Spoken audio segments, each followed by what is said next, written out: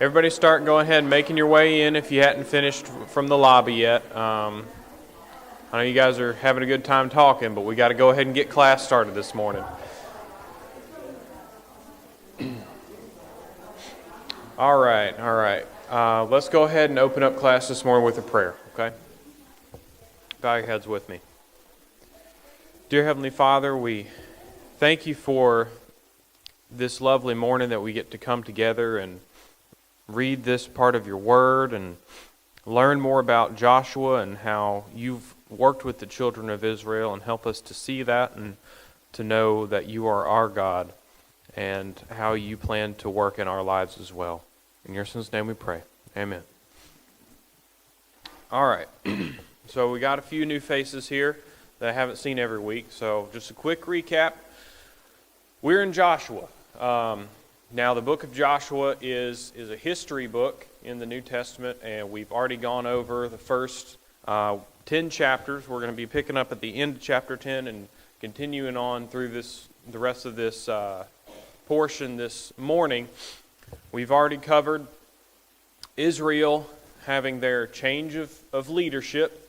We had Joshua starting at the helm. We had your children of Israel coming into the land of Canaan. We've seen the spies interact with Rahab. We've had the fall of Jericho. We've had the battle at Ai. We've had the sin of Achan. We've had the children of Israel dealing with that and learning, listening to Joshua read about the entire covenant and renew the covenant with God and the children of Israel. And we've seen the battle at Ai, where Joshua asked God to have the sun stand still, and he did. Okay? And just after this battle, we see the 5 Amorite kings executed. Those are the 5 kings that started the alliance that was thwarted in the battle at Ai. And then the kings are executed, and the children of Israel find themselves there at Makkedah, and they go ahead and finish off Makkedah. They siege it and conquer it, and now they begin the remainder of their conquest of the southern kingdoms. Okay, so we are going to be picking up here in chapter 10, verse 29, for those of you who want to follow along in your Bibles. And I'm going to go ahead and say this, forgive me, because today we're going to cover a lot of names, and I don't speak Hebrew. So if I butcher something, it's me. Just if you hear something that sounds funny, look it up in the Bible, because I probably read it wrong. Okay. So, and Joshua and all of Israel with him passed on from Makkedah to Libnah, and fought against Libnah, and the Lord also gave it and its king into the hand of Israel. And we see the following verses here describe much like this first verse. It's just a listing, okay? Now, that's not something we're used to in the book of Joshua. In the book of Joshua so far, we have had very detailed, very lengthy descriptions of all the battles and all the interactions the children of Israel have had so far with the land of Canaan. So this sudden shift into this summary of their battles, to me, says 2 things. One, the children of Israel have finally gotten the message. Okay, it only took them 4 major conflicts to get it through their thick skulls, but they finally figured out the secret of what they need to do in the land of Canaan. One, they need to listen to God. Okay, they need to listen to Joshua, and they need to just get it done. Okay, there's no fighting and bickering and, we can't do this, we can't do that. They finally figured out the Lord is on their side, and they're willing to go through the steps to get it done. So we see this shift from what we have been seeing the last couple of weeks looking at it, where they're here at Gilgal, and they'll go out to fight. And then they'll come back to Gilgal, and then they'll go out to fight. And then they'll come back to Gilgal. So we're done with that, okay? They've started a new portion of their conquest. This would have been a more traditional type of conquest when you're talking about a conquering force moving into a land, right? Instead of setting up a staging area and going out in sorties, they are now taking their entire army with them and just going in movement, okay? The army's taking a place, they're camping there, they're moving on from there, and they're going to the next fight. So that's what we're seeing here in verse 29, all the way through towards the end of the chapter for the southern kingdom. It's a summary of their conquest, if you will. And we see this listed too. Look at verse 32. Okay, they've started a siege here, and the siege only lasts for 2 days. Okay, now Jericho was a siege. It took 7 days, so it's not happening at the same scale, and it's happening at a much more accelerated rate. Okay, you also see a siege in verse 35 talked about, where it's just 1 day. Okay, so they're moving fast. This is not your average type of military conquest where it's going to be, you go somewhere, you set up camp, you're there for weeks, months, however long it takes to take the city. These Bronze Age conflicts are being resolved pretty quickly, which is unusual for the types of conquest it being. Sieges would not have been a quick matter. They wouldn't have been over quickly at that point in time because there weren't very well-developed strategies for that. So not only is the speed of this evident of their willingness to commit to the fight, to the rest of the conquest here, but it's also highlighting the prowess of God and the power He's displaying fighting for them here. Just because we don't see it written in detail here in the text, much like we have for the last 4 engagements, right? That does not mean that God has stopped being with them and being their most powerful asset in their conquest of Canaan. We can see it evident in just the speed and the way in which they continue this conquest, okay? There's no mention of any kind of resupplying. There's none of that, okay? They don't go back to Gilgal. They just go right on through. I don't know how well you guys can see this. It's probably pretty small, but this is kind of the whole picture of their conquest. It's not necessarily just what we're talking about here today, but the portion we're talking about is going to be, if you look right here, this is Ai, okay? And they're continuing through here, okay? This whole portion right here is what's covered in 29 through 42, okay? So we've got the first 10 chapters are right here, this little stint. And then these few verses cover this whole portion. So that's what I'm talking about here when they've really scaled up how much they're fighting and how much is really being covered here in the span of about 20 verses, okay? Not even 20, it's like 12. Okay, so we have them continuing this conquest through the south, and they've wrapped up, okay? So they've gotten all of the major powers that they've come across here in this area. And notice here, Jerusalem is not included on that list of visits, okay?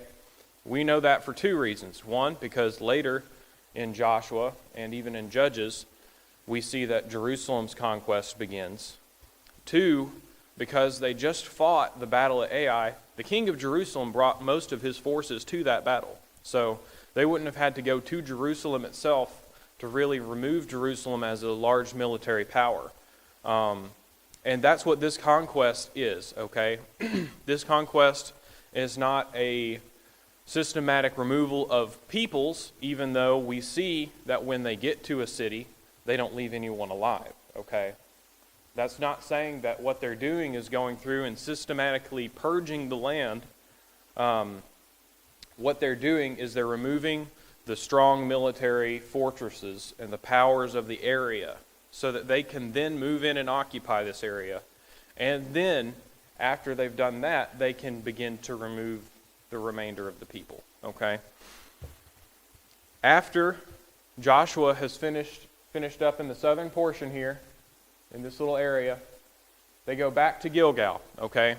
They feel like they've accomplished their goal in the southern half of the Promised Land. Now it's time to go north, okay? So we're going to pick up here in chapter 11 with the northern conquest. When Jabin the king of Hazor heard of this being the southern complete conquest, the Battle of Ai, Jericho, all of it, okay? When he heard of this, he sent to Jobab, the king of Madon, and the king of Shimeron, and the king of Ashgabath. I didn't do that one right. And the kings who were in the northern hill country, and Arabah, and the south of Sineroth, and went to the lowland of Naphoth Dor on the west, and to the Canaanites in the east and the west, and the Amorites, Hittites, Perizzites, Jebusites, in the hill country, and all of the Hivites under Hermon in the land of Mizpah. That's a lot of people, okay? And I don't know if it really gets the scale to you guys, but when we're talking about on the scale of what they're talking about here, this whole area from here to here to here to here. So this is a little weird shape here. That whole area has decided to unite together to try and fight Israel. They've seen how poorly the southern kingdoms managed to beat the children of Israel, and they think the only chance we've got is to fight them all at once with everybody we've got, because they know they've seen this southern conquest, they've heard about it. They don't stand a chance if they stand by themselves city by city, okay? They know that tactic failed for the south, so they're going to try something different. And I say by try something different because we've already seen some small alliance in the southern kingdoms, right? We saw the 5 Amorite kings unite together. So as far as conflicts, this is not unique in its approach, but it's unique in its scale, okay? And we see this because the Lord makes effort to tell Joshua as well. And the Lord said to Joshua, verse 6 here, 11 verse 6, "Do not be afraid of them, for tomorrow at this time I will give over all of them slain to Israel. You shall hamstring their horses and burn their chariots with fire." So this here highlights something else that we haven't really seen or heard about so far in the conquest of Israel: chariots. Now, something the children of Israel have not been said to have dealt with. We don't know that they haven't just encountered it, but chariots are the tanks, if you will, of this time period. Okay, they're armored, moving fast, pulled by horses. They usually have archers on them, so they're just roaming around the battlefield, shooting arrows at you. Okay, there's nothing really you can do to stop them. You can't pop their tires; they don't have tires. Okay, and these would have been very difficult for the children of Israel to deal with their current military status. Okay, so the fact that there are chariots would have brought some kind of concern, right? So Joshua gets told by God, "Don't worry about it. I've got you taken care of. Tomorrow, the chariots are going to be a non-threat. Okay, don't even fret about that." So, verse 7, Joshua and all of his warriors came suddenly against them at the waters of Merom and fell on them, and the Lord gave them into the hand of Israel, who struck them and chased them as far as Great Sidon and Mizperath Maim, and eastward as far as the valley of Mizpah. Okay, and they struck them until they left none remaining.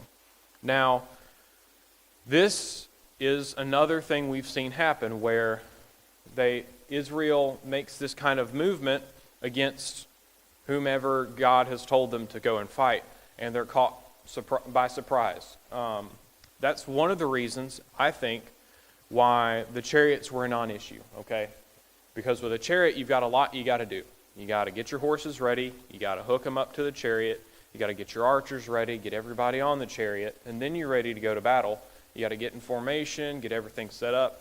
They didn't have any of that time, okay? The Lord gave them the opportunity or the chance to surprise the enemy and catch them with their chariots unhooked, if you will. So the chariots weren't an issue. They weren't even an option for this alliance to use in their favor. And the ability for Israel to come up and surprise their enemy like that and remove their great advantage would have been very alarming to the alliance, okay? And that's, one of the reasons why they probably would have been a little bit afraid of losing, because they didn't have their great trump card, okay? So here they've surprised them at the waters of Merom. Right here, that's the waters of Merom, okay? So all these people came together in kind of a middle point to group up and get ready to go to battle. And Israel surprised them at camp. And now Israel chases them. Up here, you can see Sidon or Sidon. They chase them as far as Sidon, okay? So this is about as far north as they have to chase them. And they split off to Mizpah too, okay? So this dispersion is almost just a rampant fleeing. It's not really organized in any way. And to chase them down, we don't see anything miraculous mentioned in the southern conquest where Joshua asked God to hold the sun still so they can continue conquest. So it's not unlikely this chase would have not taken over a couple days, okay? Wouldn't have happened in a couple hours. That's a long way to run. So it's likely when Israel surprises them at Merom, they scatter, and Israel has to go and hunt down the pockets of all the military groups that scattered off and kill them. And that's what they do, okay? And it records how far they've run and how far Israel had to go to chase them down. And verse 9 here, and Joshua did to them just as the Lord said to him. He hamstrung their horses and burned their chariots with fire. Verse 10, and Joshua turned back at that time and captured Hazor and struck its king with the sword, for Hazor formerly was the head of all those kingdoms. So they had picked this general, if you will, this coalition general, the guy who was going to be the head honcho leading them into battle, was the king of Hazor. So Joshua turns back towards Hazor, and here in verse 11, they struck it with the sword, all who were in it, devoting them to destruction, and there was none left that breathed, and he burned Hazor with fire. So Joshua sets an example with this capital city, if you will, of that alliance. Okay, he's had all of these tribes, probably 10 to 12 generals, okay, or kings that were under this alliance. And they all came together from all of these areas, and they put the king of Hazor in chief. So after this battle is concluded and he's wiped out all of the army, he goes on to set an example with Hazor, and he says, this is what's going to happen if you guys try this again. Okay? He razes Hazor to the ground, and we see in verse 12, all the cities of those kings and all their kings Joshua captured and struck with the edge of the sword, devoting them to destruction. That's the rest of the alliance. Okay? Just as Moses, the servant of the Lord, had commanded. But none of these cities that stood on mounds did Israel burn, except Hazor alone. So it seems like Hazor was the exception, the poster child, if you will, of this could be you next. But Israel does not go through with completely destroying that infrastructure. And why they didn't do this is not certain, okay?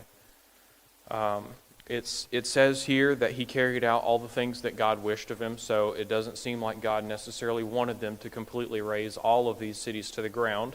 And it could have been for several reasons. One, it would have left Israel pretty hard to inhabit safely afterwards. So these could have been cities that Israel plans to reoccupy in the near future.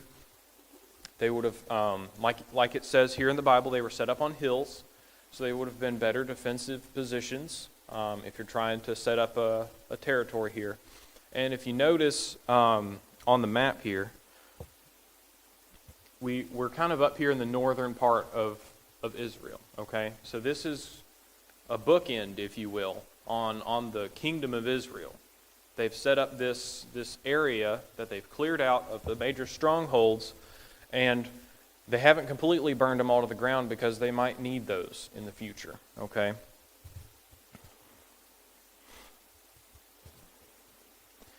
And verse 14, all the spoils of these cities and the livestock and the people of Israel they took for plunder, but every person they struck with the edge of the sword until they had destroyed them, and they did not leave any who breathed. Just as the Lord had commanded Moses his servant, so Moses commanded Joshua, and so Joshua did. We talked about this earlier. Joshua is a really good listener, okay? He did exactly what God wanted to. He did exactly when God wanted it done, okay? And that's why they've had this success so far. He left nothing undone of all the Lord had commanded Moses. So we see here a capstone, if you will, on Joshua's portion of the conquest. In verses 16 through 23 here, I'm going to go ahead and read these, and then we're going to talk about them because there's a lot in here that's kind of hard to get going, okay? So Joshua took all of that land, all the hill country, and all of the Negeb, and all of the land of Goshen, the lowland from Arabah, and the hill country of Israel, and its lowland, from Mount Halak, which rises towards Seir, as far as Baal-Galad in the valley of Lebanon, below Mount Hermon. And he captured all of their kings and struck them and put them to death. Joshua made war a long time with all of those kings. There was not a city that made peace with Israel except for the Hivites, the inhabitants of Gibeon. They took them all in battle, for it was the Lord's doing to harden their hearts that they should come against Israel in battle, in order that they should be devoted to destruction and should receive no mercy, but be destroyed, just as the Lord commanded Moses. And Joshua came at that time, and cut off the Anakim from the hill country, Hebron and Debir and Anab, and from the hill country of Judah, and from all the hill country of Israel, Joshua devoted them to destruction with their cities. There was none of the Anakim left in the land of the people of Israel. Only in Gaza and Gath and Ashdod did some remain. So Joshua took the whole land according to all that the Lord had spoken to Moses, and Joshua gave it for an inheritance to Israel according to their tribal allotments, and the land had rest from war. Okay, so there's a lot talked about here. And like I said, this is a capstone, if you will, on the history portion of the book of Joshua, okay? We have had all of the major conquests described. We've had the southern conquest generally mapped out. We've had the northern conquest generally mapped out here in these last chapters. And now this is the capstone, if you will, of what's happened in the aftermath of these campaigns, okay? There's some places that Joshua went and he finished off. And it says in verse 18 that Joshua made war a long time with all of these kings. So we know that this isn't taking place over the course of the next year, okay? Their rapid conquest, if you will, I think ended right here with the raising of Hazor, okay? After they completed that portion of the conquest, it became a little bit more arduous, and they had to take their time with the remainder of it, okay?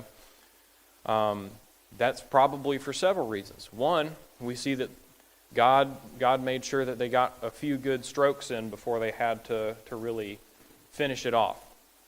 He had these kingdoms unite together and form this massive army that Joshua would then thwart and completely destroy. This is very unusual and very helpful, in fact, when you're doing a conquest, to have everybody that can go to war just pile up in one big group and then you can kill them all. That's great, right? Because that means there's no more fighting people that are currently active military men, if you will, remaining in the area that you have to worry about. And that's what we're really wanting to talk here about in this portion. In verse 18, we see that they're fighting for a long time after these major conquests, okay? So they've knocked all of these major powers out, and now they have to fill that power vacuum, okay? Because If we're talking about the Middle Bronze Age, it's just constant fighting and warring. Who can conquer who is better than who's the most powerful and the strongest power in the area. We see that in the Bible written, from verse 1 all the way up till Jesus' time, that there's always some new big dog coming in and wanting to take over the place. Okay, they want the taxes, they want the land, they want whatever they want. Okay, and there's this constant war back and forth that you have between these city-states. Now, they would have had relative peace, if you will, some sort of stability before Israel came in. But now Israel has come into the land and wiped out all of the major powers. And you know what every small dog in the country is thinking as soon as the big dogs get knocked out is, hey, I could be the next big dog, right? This threat that was looming over my head is now gone. Now it's my shot to be the next big dog, right? So Israel has to deal with all of these little problems that have arisen from the great conquest that they have just finished, okay? And if we look here on the map, Negeb as far as Goshen, the lowland of Arabah, that's this region right here, okay? So they have gotten this whole region from the Dead Sea all the way up to the Amalekites here. We haven't really gotten them wiped out yet. This whole region is secure, okay? That's what this is describing. The southern border of Israel is secure. When we're talking about Seir, Baal-Galad, the valley of Lebanon, Baal-Galad, Seir, Mount Hermon, this is all right here. The northern border of Israel is secure. They have wiped out the major powers. They've completely destroyed the inhabitants of those cities. They're ready to occupy them, okay? What Joshua has done here is he has gone through the land to eliminate all the major military powers in the land of Canaan. He has completely destroyed any remnants or peoples that are occupying these bookends, if you will, on the borders of Israel. You see here there's water. You can't get in there. There's the Jordan River. Remember how we talked about that's a major thing you've got to cross. That's not something you can do easily. You're going to feel pretty secure about that. You're going to know someone's coming and have time to prepare. You've got the Sea of Galilee right here and the hill country. That's all secure. So they have this perfect little perimeter, if you will, around the land of Canaan that they have set up for their military stronghold. Okay? Joshua has gone out and systematically eliminated the people in those areas and set up Israel in a position of power in that little semicircle around the land of Canaan. Now they have to go through and finish off all the little dogs. Okay? They've gotten all the big pieces, all the big chess pieces off the board, if you will. And now they've got to go finish off all the pawns. And that's what we're talking about here. I'm going to skip ahead a little bit, but I'm not staying there. In verse 13 or chapter 13, right? The land still to be conquered is listed here. God talks to Joshua and he says, "Hey, we're not anywhere near done. Here's all the places we still have to conquer," and he lists them off, right? And some of those places seem pretty close to places that are listed here that Joshua conquered. So they haven't completely finished off everything, but everything that God asked of Joshua has been done. Everything that God wanted Joshua to accomplish, he accomplished. Okay? And now it's up to the children of Israel to carry the mantle forward and finish the conquest in the land of Canaan.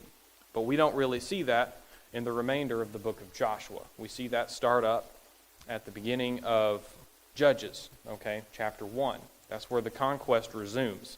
The remainder of the book of Joshua, we're going to be talking about the allotment the children of Israel got for occupying. They all drew lots and had their lots chosen.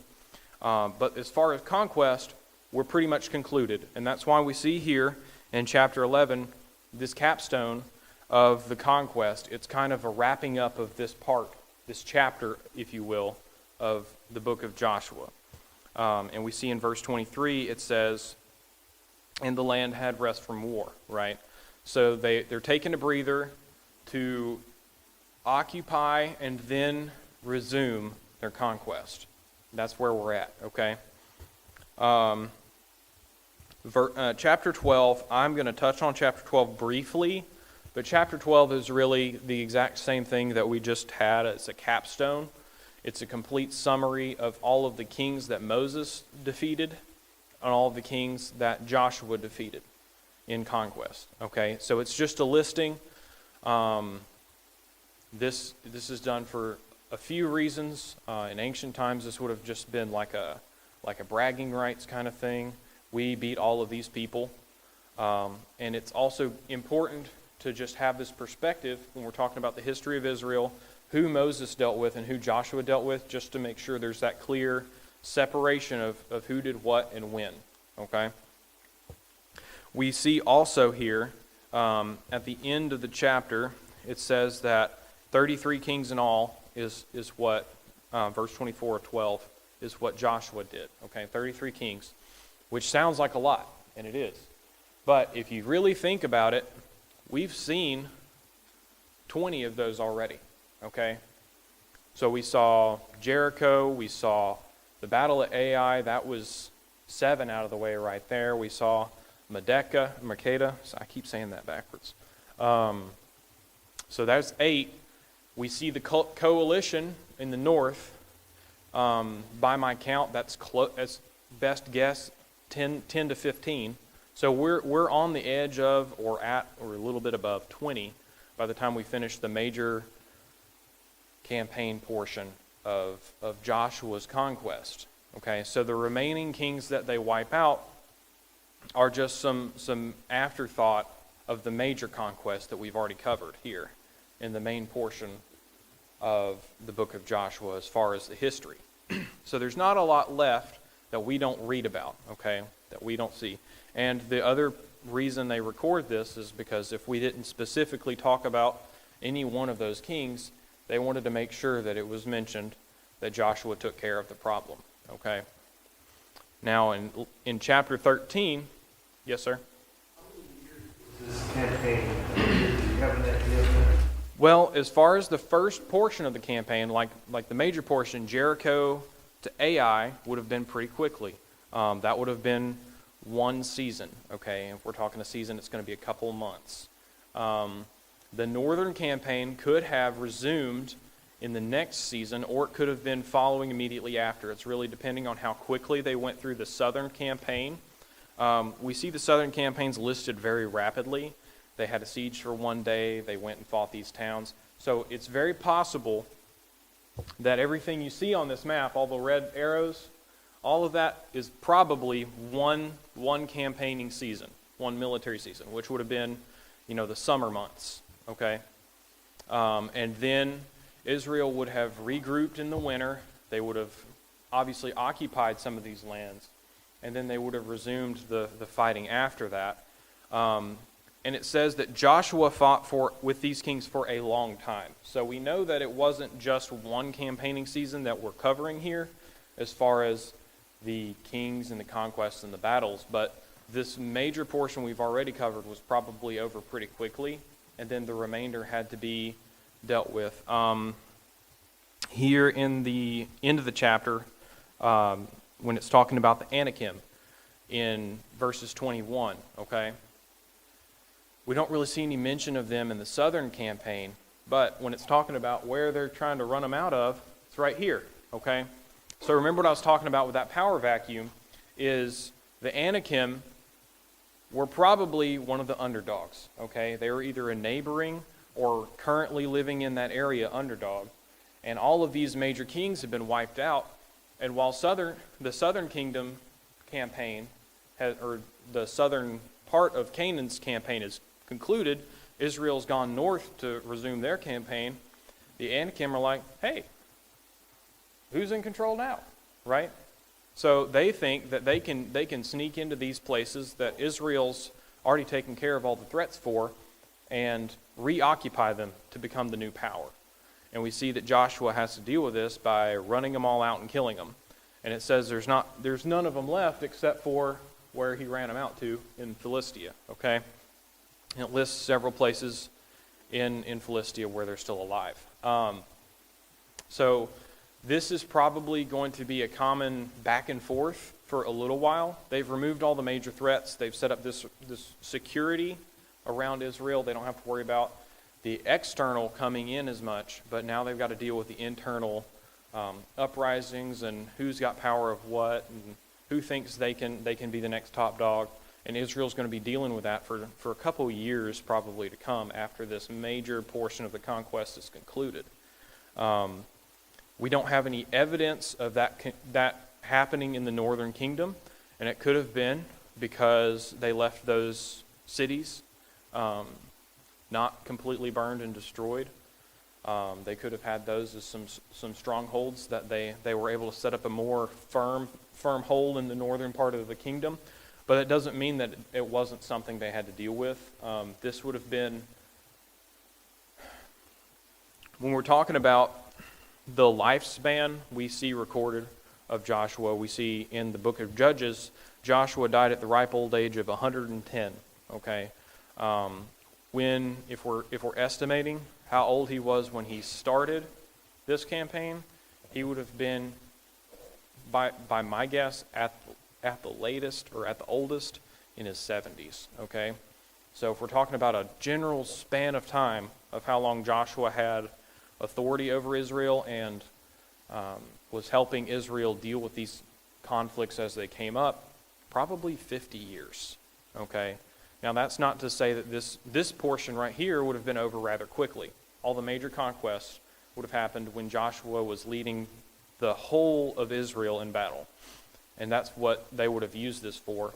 After all of these major conflicts up here were concluded, the children of Israel probably started receiving their allotments and dispersed accordingly, and then had to deal with these as more separated tribes and less as a unified host of an army.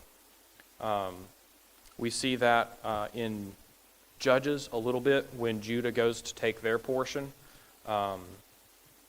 After Joshua's death, they ask, who's going to lead the battle now? And the Lord picks Judah to be the leader for that. And we see where they go through as far as the conquest is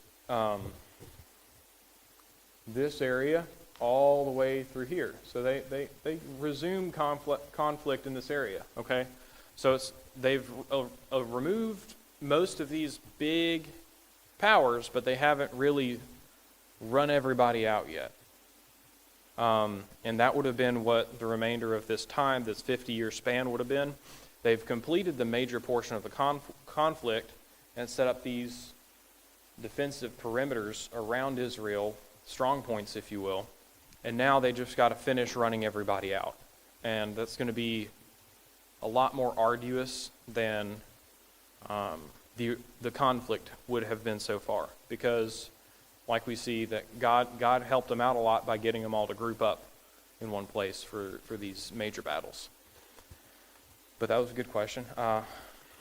50 years, give or take. Maybe 40. 40 is a good number. We like that one in the Bible a lot. So it probably would have been, I would guess this major portion with Israel becoming established around the perimeter would have taken place in a year, maybe two at the most. And then the remainder of this would have been quelling little rebellions, uprisings, etc. So we see the conclusion of Joshua's conquest here. End of chapter 11. We see all the kings he's fought, 7 through 22 in chapter 12. And we see in chapter 13, the Lord comes to Joshua and says, we got a lot left to do, okay? Now Joshua was old and advanced in years. We don't really know how old. We see that he's recorded dying at 110. So pick an age for what you think, somewhere between 65 and 110 that you would decide is old, and go with it, okay? He was old and advanced in years. I'm picking 90. That's what I'm picking. He's old and advanced in years, and he said, and there remains yet very much, verse 1, very much land to possess. This is the land that yet remains. All the regions of the Philistines, and all of those of the Jeshurites, from Sihor, which is east of Egypt, northward of its boundary on Ekron, it is counted as Canaanite. There are 5 rulers of the Philistines, those in the land of Gaza, Ashdod, Ashkelon, Gath, and Ekron, those of Avim. In the south, all of the land of the Canaanites. Merah belongs to the Sidonians, Aphek and the boundary of the Amorites, and the land of all the Gebalites. And all of Lebanon towards the hill country, and Lebanon to Misboth Main, even all the Sidonians. I myself will drive them out before the people of Israel. Only allot the land to Israel as an inheritance, as I have commanded you. Now therefore divide this land for an inheritance to the 9 tribes and half the tribe of Manasseh. Okay? So we see here, and I said I picked 90. That's not really based on anything. Okay? This chapter 13, first section here, this could be happening right after the first major conquest is resumed. Okay? Joshua has run around Israel fighting for the last year, 2 years, and he's not a young whippersnapper. Okay, he's getting tired, and the Lord says, "Listen, I've got it from here. You tell the children of Israel where they've got to live, and I'll help them drive everybody out. And you can just take a break. Okay, you can retire a little bit."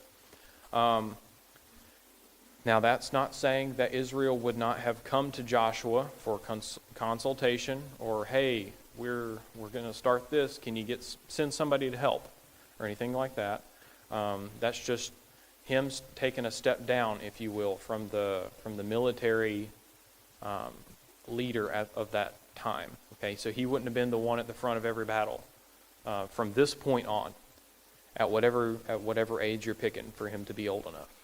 It could have been fairly recently after the major conquests, or it could have been, many years down the road. So the land that we're talking about here is pretty much all of this, right? So here's the border of Egypt, all of this with Philistia. So we have this strong point region that Joshua took, but everything else around it's pretty much up for grabs still. And the Lord says, we haven't finished all of that. Lebanon is pretty much up here, okay? So everything up here is something that the Lord wanted them to take. And they haven't finished it yet, okay? So he's telling Joshua to take a breather, that God will take it from here, which is kind of funny because God's had it the whole time, right? He says, I am the one that will lead Israel. I will go with him and drive out the rest of the inhabitants of Canaan. So he tells them to divide up all of the land. Okay. We have him talking about the half tribe of Manasseh. We've already gotten half of Manasseh's allotment. Okay, on this side of the river. Oh, it's time. We'll get to divvying up Israel next week. Okay. We'll pick up there, and if you guys got any questions, just email me or something, because we're out of time.